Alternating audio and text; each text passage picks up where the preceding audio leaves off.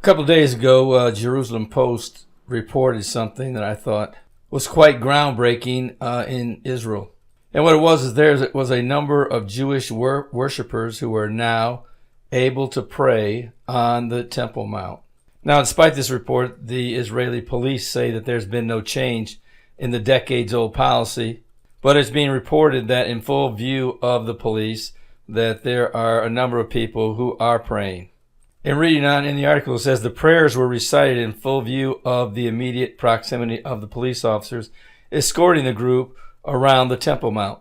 And they afforded the worshipers the time they needed to complete their prayers. The prayers were said in a deliberately unobstructive manner without the genuflection that is usually performed in these prayers, and with Weber leaning against a stone step to avoid drawing attention.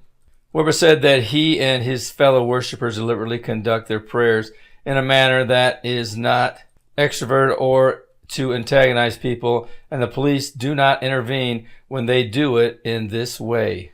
Now, of course, they're not doing this in the face of any Arab or Muslim Temple Mount officials either. Now, going on with the article, they says that they also conduct some type of service.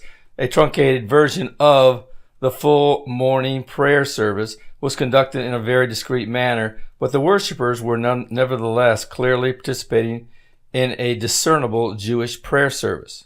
After the service was finished, the group continued with their tour, stopping again for 15 to 20 minutes to listen to a lesson by Weber on a page of the Talmud. And according to a spokesman, they do this every morning and every afternoon. This is the thing you want to know. It says in the past, the police would routinely eject or detain any non-Muslims seen to be praying in any way at the holy site. And this stance was mostly backed by the courts, which ruled that although in theory Jewish prayer was legal on the Temple Mount, the police were entitled to prevent it due to security considerations. A police spokesman, Mickey Rosenfeld, denied that there had been any change in the police's attitude to non-Muslim prayer at the holy site. The status quo was exactly the same on the Temple Mount, he told the Post on Thursday. The policy has not changed. All non-Muslim prayer has always been forbidden, as the status quo on the Temple Mount, banned by police over concern that it could inflame tensions and lead to rioting by the Palestinian population. Now, he went on to say the fact that this is happening is a nice addition, but the final goal, however, was to rebuild the temple. The ultimate goal is to be able to offer sacrifices in the temple. Weber says simply, we are not really dealing with that right now because there are many stages to this. And there's something else that you need to also know. You might want to look at an article on Israel Today. Just go to their website. It's an article regarding the Temple Mount versus the city of David, which means that there's a new theory that's been going around over the last number of years that the temple was never on the Temple Mount, but that it was in the city of David. And the research regarding the city of David site is basically built. And the supposed evidence is really built around conspiracy theories and incomplete evidence.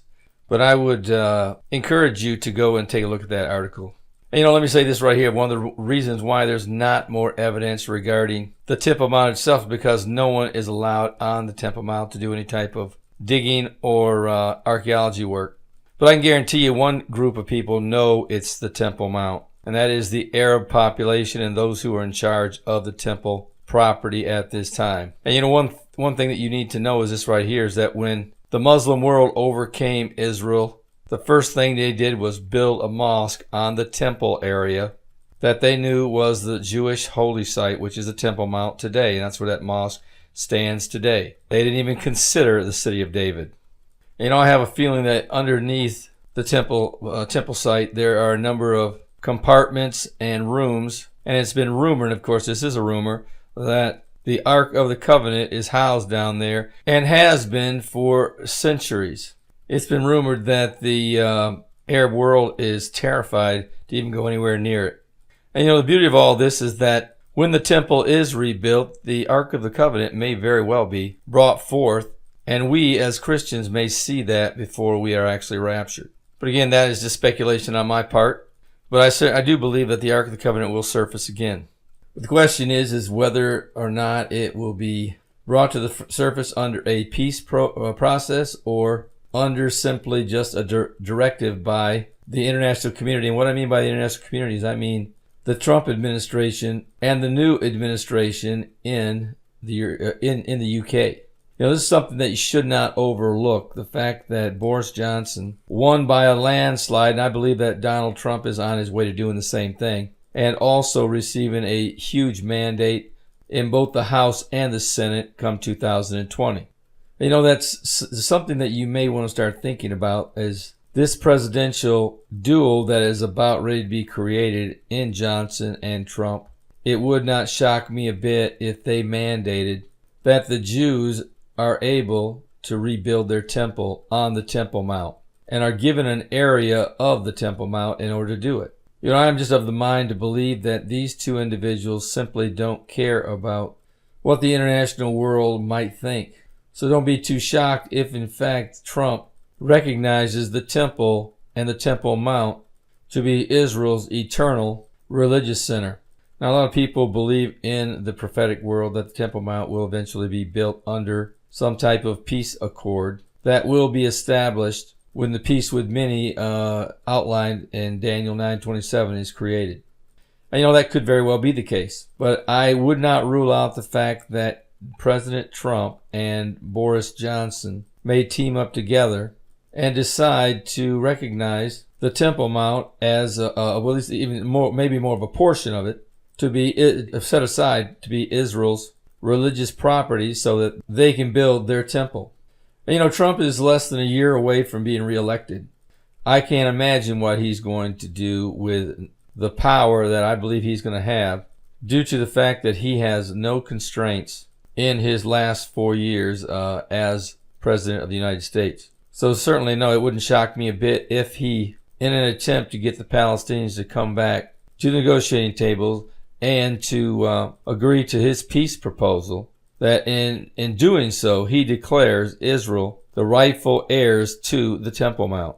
And both Mr. Johnson and Mr. Trump give their full blessing for them to rebuild their temple on that property. And of course, there'll be those that will say, well, man, that would just call it World War III. I don't think it would.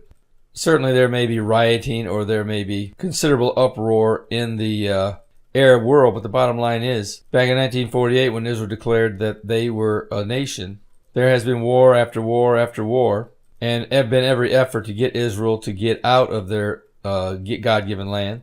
But World War III has never been an option just because Israel has planted themselves in the middle of the Middle East. And certainly I do not believe that the Arab world is going to war with Israel over the Temple Mount. Now certainly that's my opinion, but I simply don't believe it's going to happen. And really Scripture backs me up on that. In Revelation chapter 11, it talks about Israel securing a portion of the Temple Mount to create a temple. So at some point in time, some way, that temple is getting built. And there's going to be some type of agreement in order for that to take place. And the Trump administration and possibly the Johnson administration, I believe, may play a big part in that happening. And Mr. Abbas can continue to resist getting back to the table and board with this plan, but I really believe it's going to go from bad to worse for him. And I think the Trump administration is going to continue to cut and slice into the past norms that everyone thought were off limits in any Middle East peace plan. But I think it's going to get chopped down to nothing. And like I said, it wouldn't shock me a bit if, in fact, the Temple Mount was put on that chopping block. And both the Trump administration and the Johnson administration recognize the Temple Mount as Israel's. Now, certainly, I'm not declaring President Trump to be any type of antichrist. And I've said time and again that it's not so much the person who brings the peace, although the Antichrist could bring the peace also and break it. But the more important aspect found in Daniel 9:27 is that the Antichrist will absolutely be the person who breaks the peace.